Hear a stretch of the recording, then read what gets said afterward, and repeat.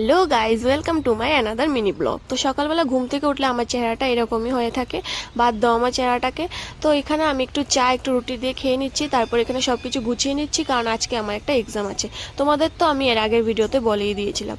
তো এখানে 10টার মধ্যে পৌঁছতে হবে, তাই আমি এখানে তাড়াতাড়ি করে রেডি হয়ে একটু ভাত খেয়ে নিয়েছি। মা বলছে কখন না কখন আসবি, তাই অল্প একটু ভাত খেয়ে নে। তো এটা হলো আমার এক্সাম সেন্টার। তো আমি তো ফোন নিইনি, আমার ভাই গিয়েছিল, তাই ওকে বললাম তোমাদের জন্য একটা ভিডিও করে নিতে। তারপর বাড়িতে এসে স্নান করে আজকে দুপুরের খাবারটা না বেশ জমিয়ে গিয়েছিল, কারণ আজকে ফ্রাইড রাইস আর চিকেন দিয়ে খাবারটা করেছি। তারপর সন্ধ্যার সময় ভাই এসেছিল আমাদের বাড়িতে, কারণ আমার আর বোনের কখন যদি কোনো এক্সাম থাকে তাহলে ও আসে।